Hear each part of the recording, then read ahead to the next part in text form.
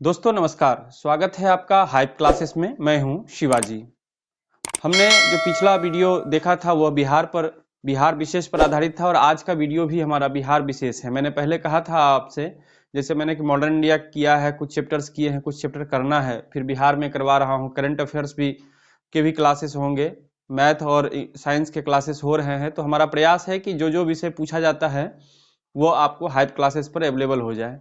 अब देखिए, आज हम बात करेंगे बिहार की भौगोलिक संरचना के बारे में। बिहार की भौगोलिक संरचना के बारे में जब हम बात करते हैं तो आपको समय काल निर्धारित करना होगा कि कब से बिहार की भौगोलिक संरचना। एक तो जो बिहार की प्राचीन संरचना है उससे सवाल अब नहीं पूछे जाते हैं। अब जो सवाल पूछे जाते हैं वह 15 नवंबर 2000 ईस्वी में जब बिहार का विभाजन हुआ, बिहार और झारखंड दो राज्य बना, उसके बाद जो बिहार स्वरूप में आया, जिस स्वरूप में आया उस स्वरूप से सवाल पूछे जाते हैं। तो ध्यान रखिएगा, इसीलिए मैंने पहला जो पॉइंट लिखा है बोर्ड पे, 15 नवंबर 2000 को झारखंड अलग होने के बाद वर्तमान स्वरूप में आया बिहार।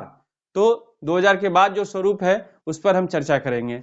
देखिए, यह कर्क रेखा के उत्तर में अवस्थित है। कर्क रेखा की स्थिति आप जानते हैं कि भारत के बीचों बीच से गुजरता है। कर्क रेखा का मतलब क्या है? ग्लोब पर आप देखेंगे तो 23.5 डिग्री उत्तरी अक्षांश जो है वो कर्क रेखा है। और कर्क रेखा जो है भारत के बीचों बीच से गुजरता है और उस कर्क रेखा के उत्तर में अवस्थित कौन है? बिहार राज्य है। तो ये एक पॉइंट है, याद रखेंगे। इसकी भौगोलिक स्थिति क्या है? किसी भी राज्य या किसी भी भौगोलिक जो क्षेत्र होता है उसकी भौगोलिक स्थिति को जानने के लिए आपको अक्षांश और देशांतर रेखा को समझना पड़ता है। तो अक्षांश और देशांतर रेखा से ही तय होता है कि वह राज्य या वह स्थान जो है किस स्थिति में है, किस भौगोलिक स्थिति में है। तो आप इसको समझिए। इसका जो भौगोलिक विस्तार है वह 24 डिग्री 20 मिनट और 10 सेकंड से 27 डिग्री 31 मिनट और 15 सेकंड उत्तरी अक्षांश में है। उत्तरी अक्षांश आप समझ सकते हैं। अक्षांश और देशांतर मैं आपको ज्योग्राफी में कराऊंगा, फिलहाल आप लोकेशन को समझिए कि उत्तरी अक्षांश का ये स्थिति है इसका। उसके बाद आप देखिए, ये हो गया उत्तरी अक्षांश में। अब देशांतर की स्थिति देखिए, तो 83 डिग्री 19 मिनट 50 सेकंड से 88 डिग्री 17 मिनट 40 सेकंड पूर्वी देशांतर में है। तो पूर्वी देशांतर में है और दूसरा कि यह उत्तरी अक्षांश में है। उत्तरी अक्षांश में कहां से कहां तक अक्षांश देखेंगे तो ये देखेंगे अक्षांश का 24 से 27, और अगर देशांतर से देखेंगे उसका तो 83 से 88, इसी बीच अवस्थित है बिहार का ये वर्तमान जो भौगोलिक संरचना है वो अवस्थित है। बिहार का जो क्षेत्रफल है 94,163 किलोमीटर स्क्वायर है, ये ध्यान रखेंगे। नॉर्थ से साउथ यानी कि उत्तर बिहार से दक्षिण बिहार की जो दूरी है वह है 345 किलोमीटर, और वहीं ईस्ट से वेस्ट यानी कि पूरब से पश्चिम जो बिहार की स्थिति है, जो दूरी है वह है 483 किलोमीटर। तो ये डाटा है, ये याद रखना है, सवाल पूछे जाते हैं इससे। अब देखिए, क्षेत्रफल की दृष्टि से जो बिहार है वो भारत में 13वां स्थान रखता है। यानी कि क्षेत्रफल की दृष्टि से राज्यों का क्रम अगर लगा ले तो 13वें स्थान पे आएगा बिहार, और यह भारत के कुल क्षेत्रफल का 2.86% है। तो ये भी ध्यान रखेंगे। समुद्र तल से ऊंचाई पूछा जाता है, कई बार पूछा गया सवाल। तो लगभग समुद्र तल से जो ऊंचाई है वो बिहार का वो क्या है? 53 मीटर है। तो 53 मीटर, और फीट में पूछा जाएगा तो 173 फीट है। 173 फीट जो है ये समुद्र तल से बिहार की ऊंचाई है।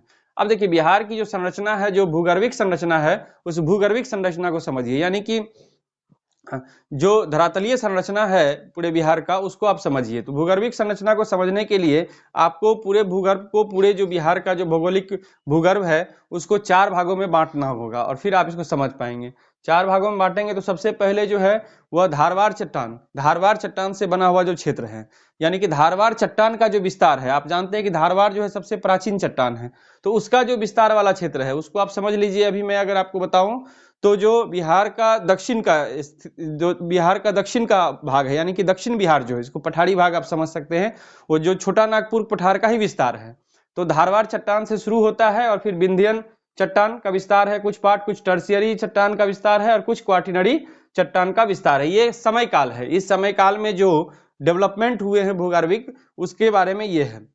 तो धारवाड़ से शुरू होकर क्वार्टरी चट्टान तक का जो चट्टानी भाग है उस आधार पर बिहार के भूगर्भिक संरचना का निर्माण हुआ है। तो धारवाड़ का मैंने आपको जिक्र किया कि सबसे जो पुराना है वो हो गया आपको दक्षिणी बिहार हो गया, और सबसे जो नया है वह क्वार्टनरी चट्टान का है। क्वार्टनरी चट्टान है ये जो क्षेत्र है, ये क्वार्टनरी चट्टान का जो डेवलपमेंट है वो किस क्षेत्र में है? आपको तो जो जलोढ़ मिट्टी वाला एरिया है, यानी कि गंगा का जो क्षेत्र है, उत्तर बिहार का एरिया, वो जो क्षेत्र है वो आपको क्वार्टनरी चट्टान का विस्तार है। ऐसे भी आप जानते हैं कि बिहार जो है वह हिमालय का जो विस्तार है, जो शिवालिक श्रेणी है, जो सबसे नवनिर्मित श्रेणी है, उसका ही विस्तार है। उसको हम लोग समझेंगे अभी आगे।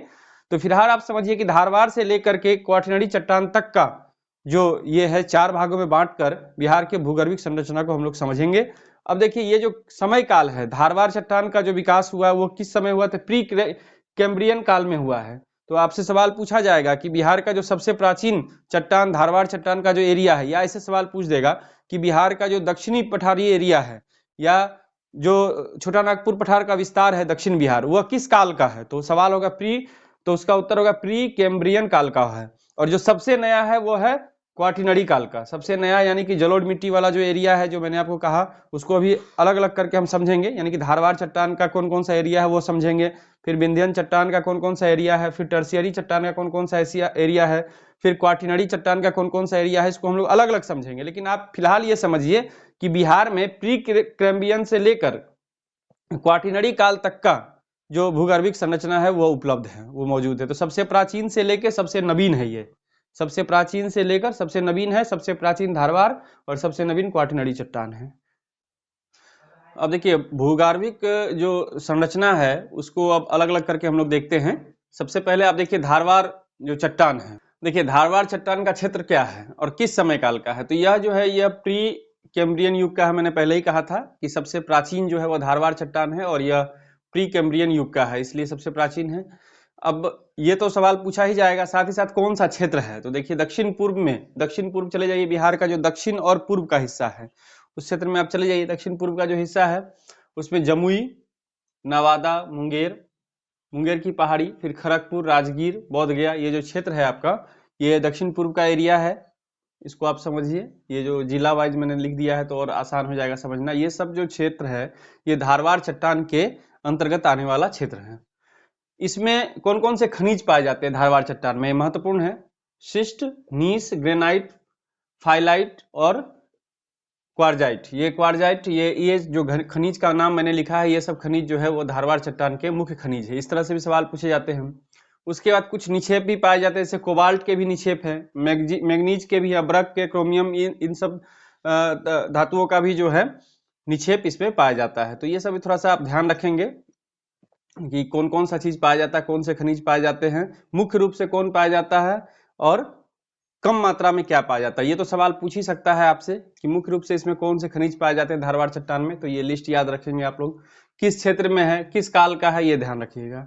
अब देखिए आइए विंध्यन में, विंध्यन चट्टान का जो क्षेत्र है और युग है, समय क्या है, तो ये भी प्री कैम्ब्रियन का, मतलब ये जो है धारवाड़ चट्टान के बाद विंध्यन चट्टान का आता है और इसका भी जो युग है, समय काल है, वो प्री कैम्ब्रियन यानी कि प्राचीन काल का यह भी है। और इसका जो क्षेत्र है आप देखिए दक्षिण पश्चिम में जो विंध्याचल पर्वत से आने वाला जो सोन नदी है उसके उत्तर में कैमूर और रोहतास, ये दो जिला है मेन। कैमूर रोहतास जो आपको विंध्यन चट्टान में आता है। तो कैमूर ता रोहतास का पठार भी इसको कहा जाता है, अलग अलग। कैमूर का पठार, रोहतास का पठार, ये अलग अलग है, इसके नाम से भी जाना जाता है।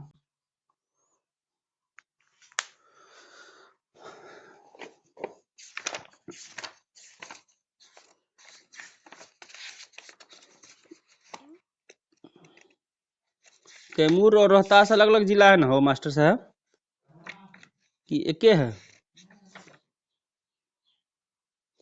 ठीक है, अलग अलग है। अब देखिए रोहतास में क्या मिलता है? चूना पत्थर, बलुआ पत्थर और सैल, ये जो खनिज है ये महत्वपूर्ण है रोहतास का। और ये जो खनिज है ये इसलिए भी महत्वपूर्ण है क्योंकि ये खनिज जो है ये सीमेंट उद्योग के लिए कच्चा माल के रूप में काम करता है। तो रोहतास में चूना पत्थर, बलुआ पत्थर, सैल, ये सब खनिज पाए जाते हैं जो कि सीमेंट उद्योग के लिए काफी महत्वपूर्ण है। और इसीलिए इस एरिया में जो है सीमेंट उद्योग का विकास काफी व्यापक स्तर पे हुआ है, खासकर रोहतास के क्षेत्र में। देखिए पायराइट के उत्पादन में बिहार प्रथम स्थान पर है, महत्वपूर्ण है, यह सवाल पूछा जाता है। और बिहार में भी सबसे अधिक जो है वो अमझोर एक स्थान है आपको रोहतास जिला में। तो यह प्रसिद्ध है पायराइट के उत्पादन के लिए। तो सवाल पूछा जाएगा कि पायराइट के उत्पादन में कौन सा राज्य प्रमुख है या प्रथम स्थान पर है, तो बिहार होगा। और बिहार में कौन सा जिला? तो रोहतास जिला। और जगह पूछा जाएगा तो अमझोर। अमझोर जो है फेमस है पायराइट के उत्पादन के लिए। पायराइट क्यों महत्वपूर्ण है यह भी समझ लीजिए आप। पायराइट में गंधक की मात्रा 40% तक होती है और इसीलिए इसका उपयोग जो है सल्फ्यूरिक अम्ल के बनाने में, कागज उद्योग में, रबर उद्योग में और चीनी के उद्योग में जो है इसका प्रयोग किया जाता है पायराइट का। इसलिए यह इसका जो है कमर्शियल यूज भी है तो महत्वपूर्ण है। अब देखिए, अब जो तीसरा है वह है टर्शियरी युग। टर्शियरी युग के चट्टान। तो टर्शियरी युग का चट्टान का जो क्षेत्र है वो देखिए कौन सा है। यह हिमालय के दक्षिण में शिवालिक पर्वत श्रेणी में पाई जाती है। मैंने पहले जिक्र किया था आपसे कि अंतिम दो जो है वो क्या है, वो उत्तर में आप चले आइए, उत्तर बिहार में चले आइए। हिमालय का जो दक्षिणी विस्तार है वो शिवालिक पर्वत है और वो बिहार का उत्तरी क्षेत्र है, तो इसमें पाया जाता है। उत्तर पश्चिम भाग, देखिए उत्तर पश्चिम भाग को आप समझिए। उत्तर पश्चिम भाग में स्थित सोमेश्वर की पहाड़ी, सोमेश्वर मैंने चंपारण वाला एरिया में चले जाइए आप, तो सोमेश्वर की पहाड़ी तथा शिवालिक पर्वत श्रेणी का भाग है यह। तो सोमेश्वर पर्वत के बारे में भी हम लोग अलग से पढ़ेंगे, समझेंगे, इससे भी सवाल पूछे जाते हैं। तो सोमेश्वर पर्वत का जो एरिया है वो है इसका टर्शियरी युग का चट्टान का एरिया। उसके बाद शिवालिक का जो विस्तार है वो टर्शियरी चट्टान का ही है। अब देखिए कॉन्ग्लोमेरेट, बालू पत्थर और चूना पत्थर ये सब यहाँ पाए जाते हैं। कॉन्ग्लोमेरेट, बालू पत्थर, चूना पत्थर ये सब इसमें ज्यादा इस क्षेत्र में पाए जाते हैं। टेथिस सागर के अवसादों के निक्षेप से होने के कारण इसमें खनिज तेल के संचित भंडार प्राप्त होते हैं। देखिए टेथिस सागर का जिक्र जब हम लोग हिमालय के उत्थान पर बात करेंगे तो उसमें हम लोग विस्तार से करेंगे, लेकिन फिलहाल आप समझिए कि टेथिस सागर से ही, उसके अवसाद से ही हिमालय पर्वत का निर्माण हुआ है। तो वो अवसाद चूंकि अब विस्तार किसका, शिवालिक का है, शिवालिक हिमालय की श्रेणी है, तो उस निक्षेप से इस क्षेत्र का विकास हुआ, इस क्षेत्र, यह क्षेत्र बना है। तो टेथिस सागर के निक्षेप से बना है, अवसाद से बना है, इसीलिए ये जो चट्टान है वो अवसादी चट्टान है। और जब अवसादी चट्टान होगा तो उसमें क्या, जीवाश्म पाए जाएंगे। धारवाड़ युग के जो चट्टान है, जो विंध्यन चट्टान है, वो उसमें जो है अवसाद नहीं पाए जाते हैं। तो अवसाद नहीं पाए जाते तो जीवाश्म नहीं पाए जाते हैं और यहाँ पे टर्शियरी युग के जो चट्टान है वो अवसादी चट्टान है। तो इस चट्टान में क्या पाए जाते हैं, जीवाश्म पाए जाते हैं। और जीवाश्म पाए जाते हैं तो यहाँ पर जो है इसमें खनिज तेल के संचित भंडार पाए जाते हैं। इसको आप अच्छे से समझ लीजिए क्योंकि इससे सवाल पूछे जाएंगे, कंसेप्चुअल क्वेश्चन भी पूछे जा सकते हैं, तो थोड़ा सा इसको अलग अलग करके समझ के रखना है।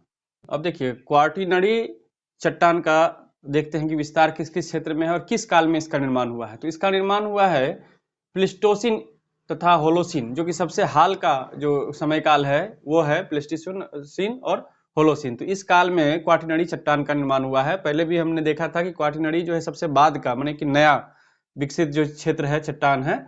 और इसका जो विस्तार है वो है गंगा का मैदान। गंगा का मैदान जो जलोढ़ मिट्टी वाला एरिया है, नवनिर्मित एरिया है, वह है इसका निर्माण। गंगा के मैदान का निर्माण तो हमने पहले भी समझा है कि टेथिस सागर के अवसाद से ही हुआ है, तो हुआ है। इस युग की जो चट्टाने हैं वो परतदार चट्टाने हैं। तो परतदार होगा ही क्योंकि जो अवसादी चट्टान होगा वो परतदार होगा, क्योंकि वो धीरे धीरे अवसाद डिपोजिट होता है और फिर जो है परत दर परत तैयार होता चला जाता है। तो ये बहुत उपयोगी क्षेत्र है, ये जो क्षेत्र है बहुत उपयोगी है। और यहाँ क्या पाए जाते हैं विशेष रूप से, तो जलोढ़ मिट्टी, बालू, बजरी, पत्थर, कॉन्ग्लोमेरेट ये सभी इस क्षेत्र में पाए जाते हैं। तो ये है क्वार्टिनरी चट्टान।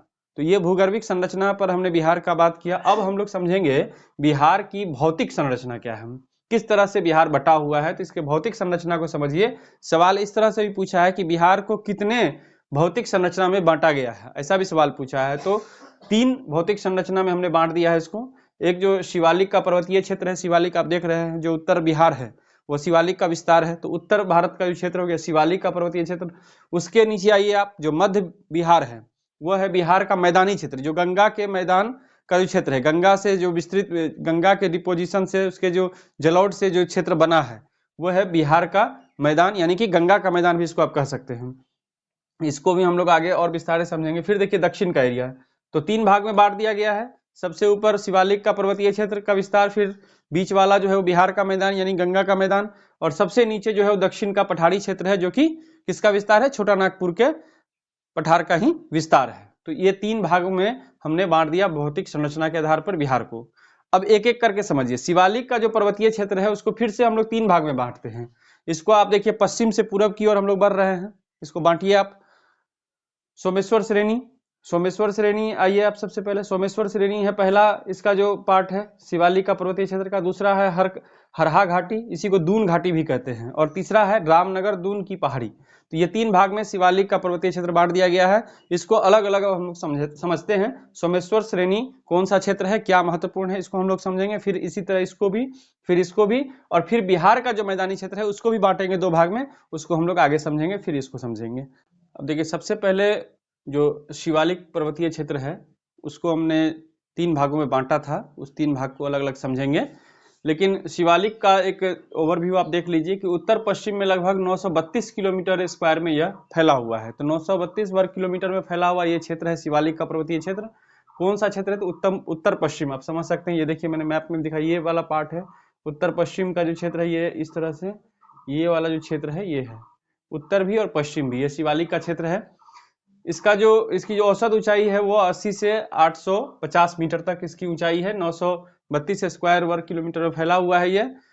अब पहला इसका जो है पार्ट वो देखिए, सोमेश्वर श्रेणी। सोमेश्वर श्रेणी देखिए, इसके बारे में 2-3 पॉइंट मैंने लिखा है कि यह बिहार की सबसे ऊपरी श्रेणी है। यह बिहार की सबसे ऊपरी श्रेणी है। यह बिहार की सबसे ऊपरी श्रेणी है। सबसे ऊपरी श्रेणी का मतलब ये देखिए मैंने दिखाया है मैप में, सोमेश्वर यहाँ है, तो सबसे ऊपरी श्रेणी है यह सोमेश्वर। विस्तार देखिए, त्रिवेणी नहर से पूर्व में भिखना ठोड़ी तक इसका विस्तार है। तो त्रिवेणी नहर जो है वो क्या है, गंडक नदी पे बना हुआ। तो ये गंडक नदी मैंने दिखाया, ये वाला है लकीर जो ये गंडक नदी है। तो गंडक नदी से ही त्रिवेणी निकला है। तो त्रिवेणी नहर से लेकर के भिखना ठोड़ी इसी में है, चंपारण में ही पड़ता है। तो ये जो दर्रा है भिखना ठोड़ी, तो ये दर्रा तक ये क्षेत्र का विस्तार किया हुआ है। भिखना ठोड़ी जो दर्रा है ये भारत और नेपाल को जोड़ता है, यानी कि बिहार और नेपाल को भी जोड़ता है। तो ये महत्वपूर्ण है। इस दर्रा से लेके और त्रिवेणी नहर तक का क्षेत्र जो है ये लगभग 75 किलोमीटर का है और इसकी चौड़ाई 5 से 6 किलोमीटर है। इसकी चौड़ाई जो है 5 से 6 किलोमीटर आप अनुमान लगा सकते हैं। यह बिहार को नेपाल से अलग करता है। तो ये देख लीजिए मैंने जो बताया आपको, भिखना ठोड़ी दर्रा भी एक महत्वपूर्ण है दोनों के लिए, आवागमन के लिए। दूसरा, सोमेश्वर श्रेणी ऐसे जगह पर है, ये एरिया है सोमेश्वर श्रेणी का। तो ये जो एरिया है इसके इधर क्या है, ऊपर उत्तर में, ये उत्तर में है नेपाल और दक्षिण में है बिहार। तो ये सोमेश्वर श्रेणी जो है यह बॉर्डर है, ये बॉर्डर है किसका, तो बिहार और नेपाल का बॉर्डर भी है। देखिए सर्वोच्च चोटी 880 मीटर है, इसकी जो सर्वोच्च चोटी है 880 मीटर यहाँ पर है सोमेश्वर की। इसमें कौन कौन से दर्रे पाए जाते हैं, प्रमुख रूप से एक भिखना ठोड़ी का जिक्र हो ही गया, उसके बाद सोमेश्वर दर्रा और मरवात दर्रा। ये पूछा जाता है सवाल कि मरवात दर्रा जो है किस श्रेणी का दर्रा है, तो सोमेश्वर श्रेणी का ही दर्रा है। और ये जो है बिहार और नेपाल के मध्य जो है आयात निर्यात यानी कि यातायात का साधन भी उपलब्ध कराता है, आयात निर्यात का भी काम इससे होता है। तो ये है कुल मिलाकर आपका सोमेश्वर श्रेणी। अब दूसरा पार्ट आइए, दूसरा हरहा घाटी या इसको दून घाटी भी कहते हैं। देखिए इसको यहाँ मैंने लिखा है हरहा, ये वाला जो पार्ट है, ये वाला जो हिस्सा है ये हरहा घाटी या दून घाटी का है। इसको सिर्फ आप ये समझिए कि सोमेश्वर घाटी जो ऊपर का हो गया और हरहा घाटी के नीचे हो गया रामनगर दून जो तीसरा है हमारा। दोनों के बीच का ये एक छोटा सा पट्टी नुमा है जिसकी लंबाई जो है क्या है वो 24 किलोमीटर है। तो दोनों के बीच का है हरहा घाटी दून घाटी जो है वो क्या है, सोमेश्वर और रामनगर दून के बीच का एक पट्टी नुमा है। ठीक है, तो इसकी जो लंबाई है 24 किलोमीटर है, मैंने ये दर्शा दिया है हरहा, देखिए बीच में है ये। उसके नीचे आ जाइए, रामनगर दून की पहाड़ी है। तो सोमेश्वर के दक्षिण में लंबाई 32 किलोमीटर और चौड़ाई 8 किलोमीटर है इसकी। अधिकतम ऊंचाई संतपुर के निकट है इसका जो 242 मीटर है। तो ये कुल मिला के ये 3 पार्ट में आप देख रहे हैं शिवालिक पर्वत क्षेत्र। ये वाला जो मैंने घेरा है ये शिवालिक का क्षेत्र है और 3 पार्ट पे ये बटा हुआ है। और हरहा जो है वो बीच में बॉर्डर है सोमेश्वर और रामनगर का। तो ये है महत्वपूर्ण। गंडक को मैंने दर्शाया है कि यहाँ से गंडक नदी ये देखिए नेपाल से आ रही है, ये गंडक है। घाघरा नदी इधर से घुस रही है उत्तर प्रदेश से, फिर गंगा का प्रवेश हो रहा है, ये देखिए मैंने दिखाया है। फिर कोसी नेपाल से आ रही है, तो ये मैंने दर्शाया। इसको आगे और हम लोग विस्तार से समझेंगे। अभी आइए चलते दूसरे में। अब देखिए बिहार का मैदानी क्षेत्र पर बात करते हैं। अभी शिवालिक पर किए, अब बिहार का जो मैदानी क्षेत्र है, मैदानी क्षेत्र में मुख्य रूप से गंगा का है। लेकिन अगर हम इसको पूरे को 2 भाग में जब बांट देंगे, उत्तर बिहार का मैदान और दक्षिण बिहार का मैदान, तो पूरे बिहार की जो नदियां हैं उससे जो मैदानी क्षेत्र का निर्माण हुआ है वो इसमें कवर हो जाएगा। तो देखिए सबसे पहले आप समझिए कि बिहार का जो मैदानी क्षेत्र है उसका विस्तार कहां से कहां तक है। तो उत्तर में नेपाल से लेके अब दक्षिण में आ जाइए, छोटा नागपुर का जो पठार है, उत्तर में नेपाल से दक्षिण में छोटा नागपुर का जो पठार है उस पूरे क्षेत्र में जो मैदानी क्षेत्र है वो हो गया बिहार का आपका मैदानी क्षेत्र। तो 95% भाग मैदानी है बिहार में, 95% जो भाग है वो मैदानी है, और इसीलिए कृषि प्रधान राज्य है। ये कृषि अच्छे से होती है क्योंकि अधिकांश जो हिस्सा है वह मैदानी है, और जो कि गंगा तथा उसकी सहायक नदियों के अवसादों से निर्मित है। ये जो 95% मैदानी भाग है उसका निर्माण कैसे हुआ है, तो मुख्य नदी है गंगा, और जो गंगा के सहयोगी नदियां हैं, दक्षिण बिहार की नदियां और उत्तर बिहार की नदियां, वो सब हम जब वही नदी तंत्र का चर्चा करेंगे तो समझेंगे कौन कौन सी नदियां उत्तर बिहार की है और कौन कौन सी नदियां दक्षिण बिहार की है, और फिर वो सब मिलकर गंगा में समाहित होती है और गंगा नदी तंत्र का निर्माण कर देती है। तो इसका जो 95% जो मैदानी भाग है वो गंगा और उसकी सहायक नदियों के अवसादों से निर्मित है। ठीक है, ये पूरा का पूरा मैदानी भाग है। इसका क्षेत्रफल देखिए 90,650 वर्ग किलोमीटर जो है ये मैदान है, सिर्फ बिहार का मैदानी एरिया है। और इसका जो ढाल है वो क्या है, सभी जगह सर्वत्र एक समान और धीमा है, एक जैसा ढाल है और धीमा ढाल है, जो कि 6 सेंटीमीटर प्रति किलोमीटर है। ये ढाल है 6 सेंटीमीटर प्रति किलोमीटर ढाल है इसका मैदानी क्षेत्र का। और ढाल जो है किधर से किधर है ये भी सवाल पूछा जाता है, तो पश्चिम से पूरब की ओर ढाल है, पश्चिम से पूरब की ओर ढाल है, और इसीलिए पूरब का जो एरिया है वह बाढ़ प्रभावित एरिया है। यही कारण है ये जो ढाल है वो इस तरफ है। तो इसको और विस्तार से हम लोग आगे समझेंगे। लेकिन अब देखिए कि बिहार का जो मैदानी क्षेत्र है उसको मुख्य रूप से दो भागों में बांट दिया गया है, एक उत्तर बिहार का जो मैदानी क्षेत्र है, एक दक्षिण बिहार का मैदानी क्षेत्र। अब फिर से उत्तर बिहार के मैदानी क्षेत्र को 4 भागों में समझने के लिए बांट दिया गया है, तो इसको हम लोग अलग अलग समझेंगे तो और विस्तार से समझ पाएंगे। उत्तर बिहार का जो मैदानी क्षेत्र है उसको भावर, बांगर, खादर और चौर, ये 4 भागों में बांटा गया है, इसको समझेंगे अभी हम लोग। फिर दक्षिण बिहार का जो मैदान है वो मुख्य रूप से सोनगंगा, जिसको कि भोजपुर का मैदान भी कहते हैं, तो ये पहला हिस्सा है। दूसरा है मगध का मैदान और तीसरा है अंग का मैदान। तो ये मैंने एक ढांचा आपको तैयार करके दिया है ताकि आप इसको अच्छे से याद रख सके। अभी हम लोग अलग अलग समझेंगे। अब उत्तर बिहार का जो मैदान है उसमें भावर, बांगर, खादर, चौर को हम लोग अभी समझेंगे, तब फिर स्पष्ट होगा। फिर दक्षिण बिहार के मैदान को समझें। देखिए 95% भाग तो यही है, इसलिए ये जो सेक्शन है, ये चैप्टर है, बहुत महत्वपूर्ण है आपका। 95% मैदानी भाग है, और इसको अगर आप समझ गए तो 95% हिस्सा को आप समझ जाएंगे। इसीलिए अब आइए समझते हैं भावर को। अब देखिए उत्तर बिहार का जो मैदान है उसको मुख्यतः 4 भागों में बांटा गया है। तो सबसे पहले आप समझिए जो भावर का क्षेत्र है, उपतराई क्षेत्र है, उसको आप समझिए। फिर हम लोग बांगर और फिर खादर और अंतिम में चौर और मन, ये उत्तर बिहार का जो मैदान है उसके बारे में हम बात कर रहे हैं। तो सबसे पहले भावर क्षेत्र को समझिए। ये जो है ये पश्चिम से पूरब तक चौड़ी पट्टी है। पश्चिम से आप शुरू कर दीजिए, पश्चिम चंपारण से आप शुरू कीजिए इसको, और इधर हम लोग किशनगंज तक आएंगे। तो समझिए कि ये जो भावर क्षेत्र है, उपतराई क्षेत्र है, ये बिहार के 7 जिलों में इसका विस्तार है। 7 जिलों को देखिए आप, पश्चिम से देखिए, पश्चिम चंपारण है, फिर पूर्वी चंपारण है, फिर सीतामढ़ी है, फिर मधुबनी है, फिर सुपौल, फिर अररिया और सबसे अंत में किशनगंज है। तो ये 7 जिले हैं जिसमें कि इसका विस्तार है। इसके दक्षिण में जो है उपतराई क्षेत्र है, जो कि दलदली क्षेत्र है, एक्चुअल में दलदली क्षेत्र है इसके दक्षिण में, और इसका विस्तार जो है वो पश्चिम की अपेक्षा पूर्व में अधिक है। पूर्व में अधिक है क्योंकि इसमें जो है पूरब के क्षेत्र में बारिश अधिक होती है, बारिश अधिक होती है तो उस क्षेत्र में जो है वो दलदली क्षेत्र हो जाता है। तो आप देखिए इसका विस्तार जो है वो पश्चिम की अपेक्षा पूर्व में अधिक है। तो ये जो क्षेत्र है ये भावर का क्षेत्र है, इसको उपतराई क्षेत्र भी कहते हैं। अब जो मुख्य है वो देखिए, उत्तर बिहार का जो मैदानी क्षेत्र है उसका जो दूसरा विभाजन बांगर, बांगर बहुत महत्वपूर्ण है। इसको देखिए, ये पुरानी जलोढ़ मिट्टी है, पुरानी जलोढ़ मिट्टी से निर्मित ये उच्च भूमि है। यह भी बाढ़ का मैदान है, क्योंकि जो भी उत्तर बिहार का मैदान है वो गंगा का क्षेत्र है, कोसी का क्षेत्र है। तो खासकर जो उत्तर बिहार की जो नदियां हैं, जो गंडक है, जो कोसी है, बूढ़ी गंडक है, उसके बाद आप महानंदा में चले जाइए, ये सब जो है बाढ़ का कारण है। मुख्य रूप से कोसी का क्षेत्र जो है बहुत महत्वपूर्ण है। आप बाढ़ के दृष्टिकोण से देखिए तो बहुत ज्यादा बाढ़ इसी से आता है। तो अब देखिए ये जो बांगर है यह पुरानी जलोढ़ से निर्मित मिट्टी है, ये उच्च भूमि का क्षेत्र है और यह बाढ़ का मैदान भी है। यहाँ जो है कैल्शियम कार्बोनेट की उपस्थिति होती है और इस कारण से जो है इस मिट्टी में जो है कंकर जो है, कंकर पत्थर अधिक पाए जाते हैं कैल्शियम कार्बोनेट के कारण। तो ये बांगर वाला क्षेत्र है। इसको मुख्य रूप से आप समझिए कि ये पुरानी जो मिट्टी है वो है, पुरानी जलोढ़ मिट्टी है। अब देखिए खादर, उसका जो अगला हिस्सा है, उत्तर बिहार का जो मैदान है उसका जो है खादर भूमि। खादर भूमि जो है ये नवीन जलोढ़ है, माने नई जो मिट्टी लाई जाती है उससे निर्मित जो क्षेत्र है वो है। तो नवीन जलोढ़ के निक्षेप को खादर कहते हैं। जो नदियाँ बाढ़ के माध्यम से जो लाती है नई मिट्टी और वो बिछा देती है, तो वो जो है खादर है। ये सर्वाधिक विस्तार इसका जो है कहाँ है, कोसी और गंडक के मध्य का जो क्षेत्र है। आप देखिए कोसी और गंडक के मध्य का क्षेत्र जो है, गंडक मैंने पहले ही कहा आपको। आप फिर चलिए पश्चिम से आप चलेंगे तो पहले गंडक नदी है, कोसी जो है बाद में है। तो इन दोनों के बीच का जो क्षेत्र है वो उसमें सर्वाधिक जो है खादर मिट्टी जो है वो पाई जाती है। खादर किस्म का जो क्षेत्र है वो ये है। यह अत्यंत ही जो क्या है उपजाऊ क्षेत्र है। ये उपजाऊ क्षेत्र है क्योंकि हर वर्ष नई मिट्टी बाढ़ के माध्यम से आती है, नई मिट्टी आती है तो फिर उसमें उपज ज्यादा होता है।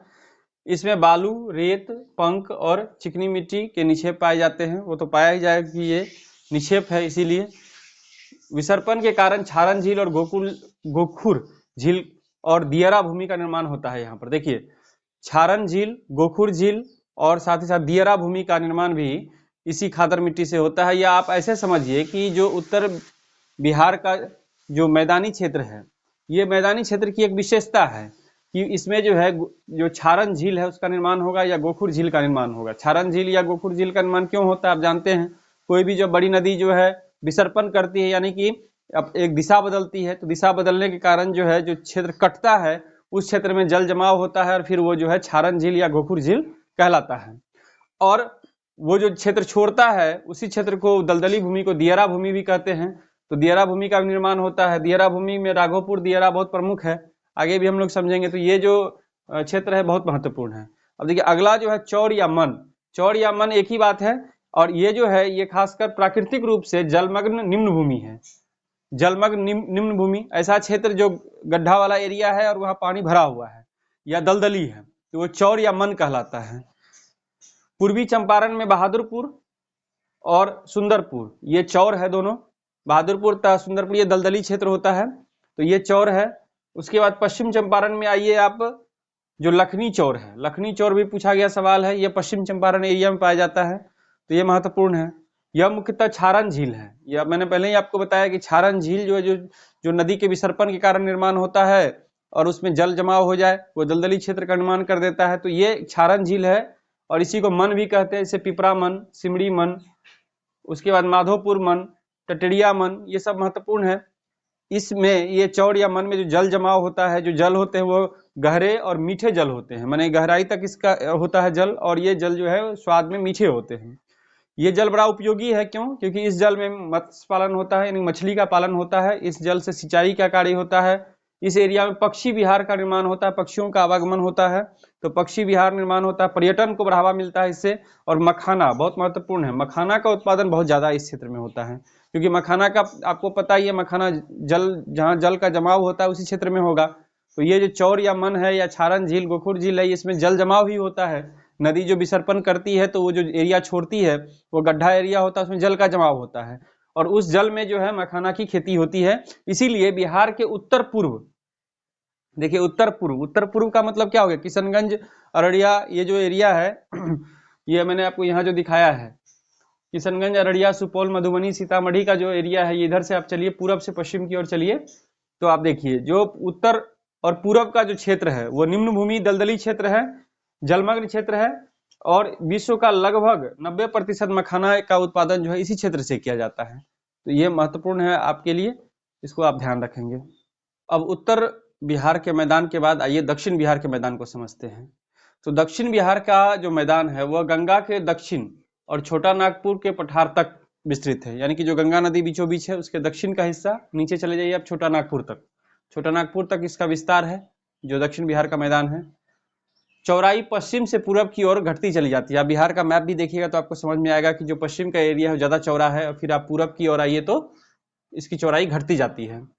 इसका निर्माण दक्षिण बिहार की नदियों द्वारा लाई गई बलुई मिट्टी से हुआ है। ये जो पूरा दक्षिण बिहार का मैदान है, जैसे कि उत्तर बिहार का मैदान हमने क्या देखा कि जो उसके जो मिट्टी है उसके द्वारा उसके जो निक्षेप है उससे उसका निर्माण हुआ है। दक्षिण बिहार में दक्षिण बिहार की जो नदियां हैं उसके जो निक्षेप हैं, खासकर जो बलुई मिट्टी है, उस बलुई मिट्टी से पूरे दक्षिण बिहार के मैदान का निर्माण हुआ है। इस क्षेत्र में कौन कौन से प्रमुख जो पहाड़ियां हैं वो देखिए, गया की पहाड़ी, राजगीर की पहाड़ी, खड़गपुर की पहाड़ी, गिरियक की पहाड़ी और बराबर की पहाड़ी। ये जो पहाड़ियां हैं ये दक्षिण बिहार के मैदान में विस्तृत है और ये इस क्षेत्र की प्रमुख पहाड़ियां हैं। नाम याद रखेंगे आप, पूछा जाता है सवाल।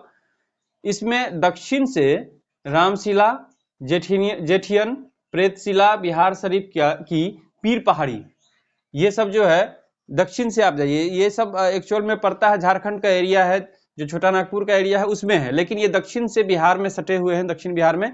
तो रामशिला, जेठियन, प्रेतशिला और बिहार शरीफ की जो पीर पहाड़ी है, यह भी जो है दक्षिण से सटा हुआ है इस एरिया में। तो दक्षिण बिहार के मैदान के निर्माण में इसकी भी भूमिका है।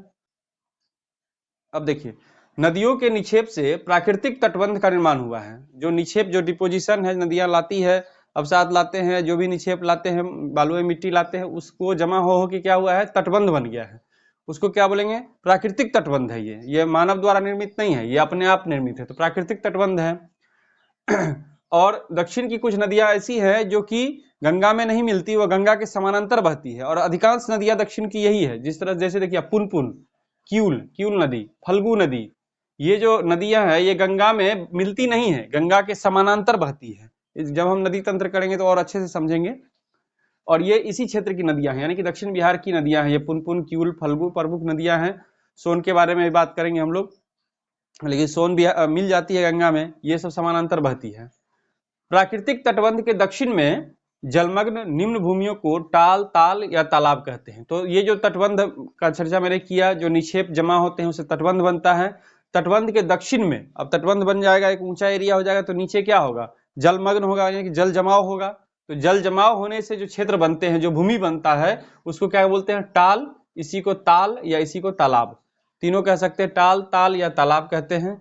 अब देखिए कुछ टाल के नाम बहुत महत्वपूर्ण है इस एरिया में जो बने हैं, तो याद रखिएगा। देखिए ये पटना से मुजफ्फरपुर तक आप आ जाइए, इस टाल का विस्तार है।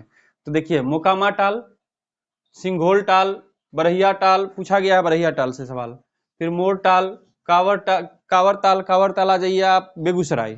तो ये पटना मोकामा टाल से लेकर के कावर टाल तक जो एरिया है, जो कि आपको बेगूसराय आप आ जाइए, तो पटना से बेगूसराय तक का ये विस्तार है। देखिए प्राकृतिक तटबंध के नीचे दक्षिण में जो जल जमाव होता है, वो उसमें ये ताल का निर्माण होता है। तो ये है मोकामा में क्यूल हरोहर नदी घाटी में, देखिए मोकामा जो क्षेत्र है उसमें क्यूल हरोहर नदी घाटी में विश्व का सबसे बड़ा ताल क्षेत्र है। तो ये याद रखिएगा, क्यूल हरोहर नदी घाटी में विश्व का सबसे बड़ा ताल क्षेत्र का जो है निर्माण हुआ है। ठीक है, तो ये सवाल पूछे जा सकते हैं। अब देखिए दक्षिण बिहार के जो मैदान है उसको 3 भागों में बांटा गया है, पहले भी जिक्र किया है मैंने, फिर यहाँ लिख दिया मैंने। सोन गंगा दोआब का क्षेत्र, जिसको भोजपुर का मैदान भी कहते हैं। सोन और गंगा नदी से जो दोआब का निर्माण होता है, दो नदियों के मिलने का जो स्थल है वो दोआब है। तो सोन गंगा के दोआब जो भोजपुर का मैदान है वो सोन नदी के पश्चिम में है। सोन नदी के पश्चिम आप आ जाइए, तो सोन नदी के पश्चिम का जो एरिया है उसमें इसका निर्माण हुआ है, तो पश्चिम जाइए आप। फिर मगध का मैदान, उसके बाद मगध का मैदान है, ये सोन नदी से लेकर क्यूल नदी, सोन नदी से लेकर क्यूल नदी, क्यूल आप आ जाइए, आप भागलपुर बांका के पास आते रहिए तो आपको दिखेगा क्यूल नदी। सोन और क्यूल नदी के बीच का जो क्षेत्र है वो मगध का एरिया है, आप जानते ही हैं मगध का एरिया। अब अंग का जो प्रदेश है, अंग का प्रदेश आप जानते ही हैं कि जो भागलपुर का एरिया है, जो कटिहार का एरिया है वो सब। तो क्यूल नदी से राजमहल की पहाड़ी, राजमहल की पहाड़ी कहाँ है, भागलपुर में है, तो क्यूल नदी से राजमहल तक आ जाइए। ये जो क्षेत्र है ये अंग का क्षेत्र है और ये अंग का मैदान कहलाता है। तो दक्षिण बिहार के जो मैदान है उसको मुख्य रूप से 3 भागों में बांट दिया है हमने, सोन गंगा दोआब या भोजपुर का मैदान, मगध का मैदान और अंग का मैदान। तो अब जो है, अब देखिए हमने समझ लिया उत्तर बिहार के मैदान को, दक्षिण बिहार के मैदान को। अब आइए तीसरा, यानी कि दक्षिण का जो संकीर्ण पठारी क्षेत्र है, 3 भागों में हमने बांटा था भौगोलिक क्षेत्र के आधार पर।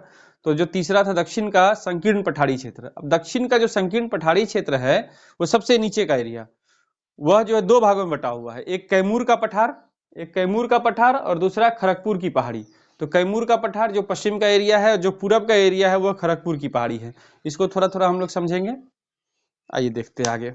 अब देखिए सबसे अंतिम है दक्षिण का संकीर्ण पठारी क्षेत्र, और यह जो एरिया है वो पश्चिम में कैमूर जिला से लेकर पूरब में मुंगेर और बांका तक फैला हुआ है। देखिए एरिया कहाँ है, पश्चिम में कैमूर जिला लीजिए और पूर्व में मुंगेर और बांका तक फैला हुआ है। यह बिहार का प्राचीनतम भूखंड है, पहले भी चर्चा हमने किया है, और यह कठोर चट्टानों से निर्मित है। अब इसका क्षेत्र विस्तार भी आप देख लीजिए फिर से, बांका, मुंगेर, जमुई, नवादा, औरंगाबाद, रोहतास, कैमूर, आप इसको इधर से लीजिए, ये पूरब से ये पश्चिम तक फैलाया हुआ, तो ये दक्षिण के भाग में फैला हुआ है। इसका जो 2 महत्वपूर्ण हिस्सा है, कैमूर का पठार है और एक खड़गपुर की पहाड़ी है। तो कैमूर का पठार जो है दक्षिण पश्चिम में स्थित है, दक्षिण पश्चिम का जो हिस्सा है बिहार का वो उसमें स्थित है, और ये विंध्याचल पर्वत का ही एक भाग है। इसे रोहतास का पठार भी कहा गया है। और खास बात यह है कि यह कैमूर का पठार है, यह छोटा नागपुर के पठार से सोन नदी से अलग होता है। तो ये ध्यान रखिएगा, सोन नदी दोनों को अलग अलग करता है। और अंतिम है खड़गपुर की पहाड़ी, ये कोडरमा पठार के उत्तर पूर्व में स्थित है। कोडरमा पहाड़ आपको कहाँ है? झारखंड में है। तो इसके उत्तर पूर्व में स्थित है। इसका विस्तार जो है पूर्व में बांका से ले लीजिए और दक्षिण में जमुई तक है। बांका से लेके पूरब का हिस्सा और दक्षिण में जमुई तक है।